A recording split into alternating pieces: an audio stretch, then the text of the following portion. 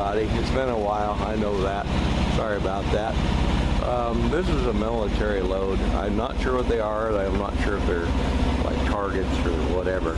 But what I'm going to try and do is do the best I can to get this one explained away for you. These tall stands and the whole load, it was supposed to weigh 38,000. When I scaled it, it was more like 28.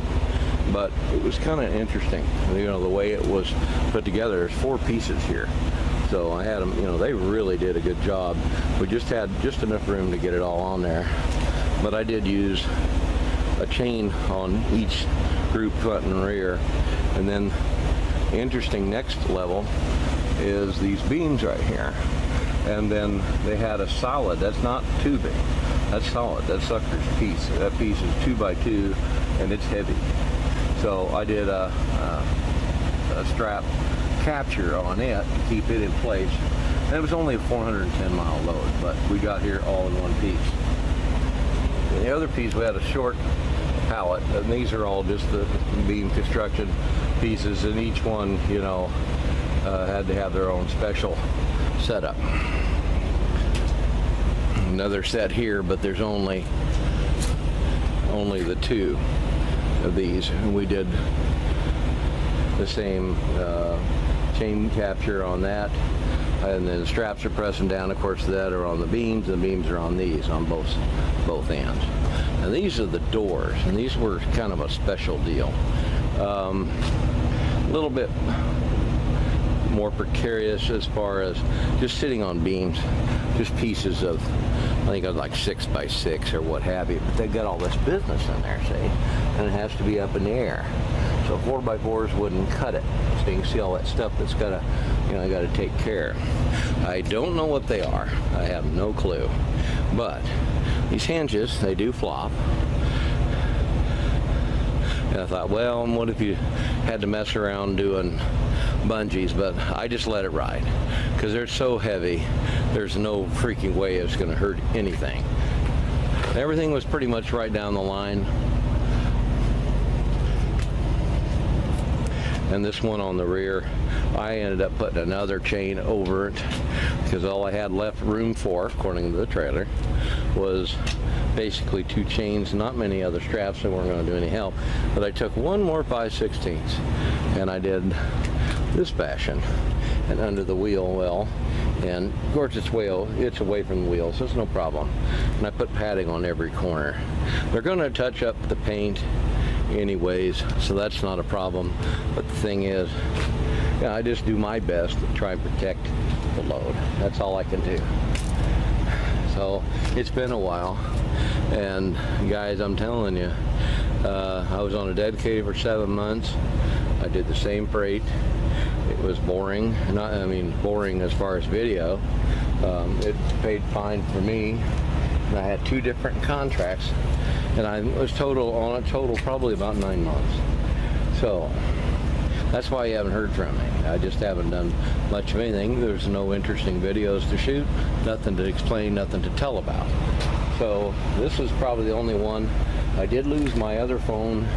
I had a few pictures on it that I wanted to keep, and some were of some loads and that kind of stuff, but you know, that's the way it goes.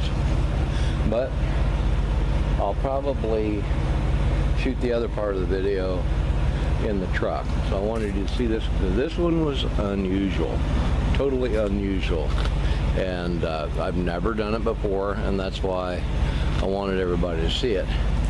There was a pallet on the other side over there, and all I did was put all my tarps up on top of it. It's all hardware. There was little cardboard cartons inside of that pallet that's down at the bottom of the darn thing, but it's all solid metal. It was a very heavy pallet. We couldn't move it by hand, and of course having the tarps on it wasn't going to hurt anything. It's just going to keep everything sandwiched in really good. If I can get another shot of it. There you go. There's a little better. And it all worked out good. I put my ladder in there, and it's not too bad. So Sorry, it's been a while. I'm going to shoot a second part of the video, and I'll kind of tell you a little bit more. I figure I'd tell you the second part in here where it's a little quieter. I had the coronavirus December 31st to January 5th. It was what they called the new virus, and at the time, because it was really early. I was in Washington State working for about 8 weeks, and I know it's very real. I mean, I've had some flus in my lifetime that were a lot worse, but it does long-term damages for some people. I've had trouble here and there with a little bit of more hacking, easier susceptible to regular cold flu, or in our case, smoke inhalation from the forest fires. And that was a problem because I was at home for 6-7 weeks. I was sicker than a dog because, well, none of us could breathe. A lot of people were having difficulty, and it's never really bothered me that much. But I did notice that after all this other stuff was said and done, that it just seemed to make a person more susceptible, in my case, like to mold, anything that was a possible allergen or anything that was an irritant. It's super sensitive, so I wanted to mention that. I just was trying to get healthy and get my act together. Still paid the bills. I worked all through it, but the thing is I treated it just like any other flu. It's like you don't want to be around people. So I had already stocked my refrigerator. When I went into the clinic, they took all the signs and symptoms, wrote everything down, did all my vitals and stuff. They said, we think you have the new virus. There was no test at the time, so that's what they told me. They thought, according to their database, because that's, it's Washington State, that's where it all began. And I was in Yakima, so they had enough to go on. The treatment was azithromycin, steroid tablet, and breathing treatment, and an inhaler. So there was 4 items they gave me. And I've been doing a lot better. I'm still on a vitamin program, so everyone take care. I can't wear an N95 mask. People yell at me if they want. I really don't care. I have a kind of a different situation. When a doctor puts an O2 sat monitor on your finger, you stick a mask on your face and it drops down to 92%.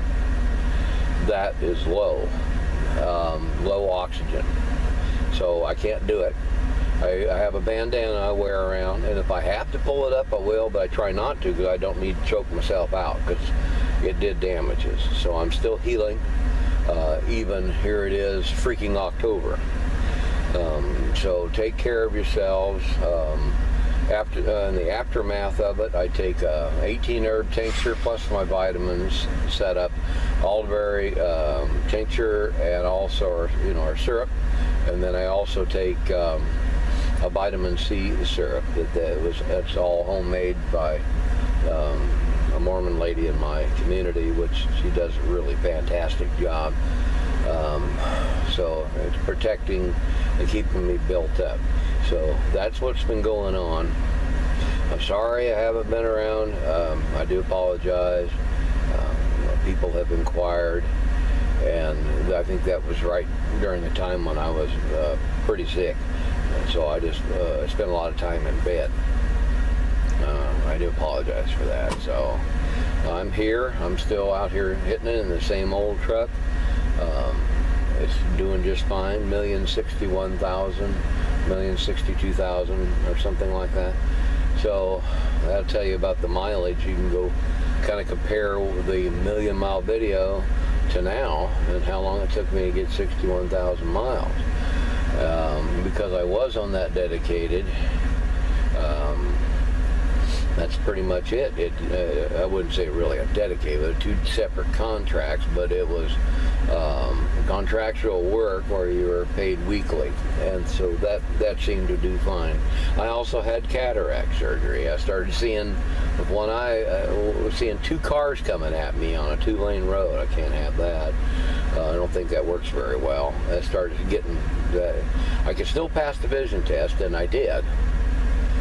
Before I went to the surgery, so that was not a problem. But the thing is that when I did get it done, boy howdy, it lit up the night driving because it removed the cloudiness. And I'm going to have the next one do the doctor said probably 1 to 2 years, and then you probably should do it as a kind of like a hit to get it all done and not wait, and that way it doesn't become a problem because of your profession. That's there you go.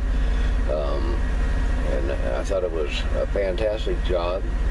I worked all during that, believe it or not, because I only had to deliver on Sunday nights, and I happened to be in a place where I only had to drive like 12, 15 miles, 20 miles to different stores to take them their stuff. And I just had to go easy because I wasn't allowed to lift, and that included, doing some of the stuff that I had to do, pulling the loads out on a pallet jack or whatever. Because there for a while I was on one part of the contract, I was on step deck, and the other part I had a step van with a lift gate. So I had to actually pull 1,000-pound buildings out. So it worked out good. I mean, I had work I could count on, and it would be difficult, I would say, for any of us to have be under forced dispatch or be under wondering if you're going to have loads to pay your bills. So I did not have that worry. That was a peace of mind. So I'm going to get out of here. It's long enough. I definitely appreciate you guys. I'm going to do my best to try and get some stuff up as I see them. If they're just common, which I've done several common loads that we've seen before, and I didn't shoot any because it's stuff you've already have. You go back and look. I just try to do the unusual ones. If I documented everything that I did, you guys would get pretty bored of me pretty quick. So I wanted to do only ones that were of great interest, and the ones that we had, like this one, just knowing where to put the chain, how many, doing the best protection that you can, because you could see the pieces were really high. I think they were like 8'9". So it turned out, they weren't really super high, but they were tipping. So you had to make sure they were sandwiched in tight, and the chains held them together and kept anything from any movement. And you don't want to have movement when you're having, sway back and forth, side to side, going around corners and construction, areas, what they are, and that kind of thing. So having that stuff was solid at the base, it protected the load and kept it from any kind of shift or movement. We can't have that. So everything should be good to go, and we're still plugging, and I hope you guys are too. You guys and gals out there, stay safe and watch out for boneheads, and hopefully we'll see you on the road.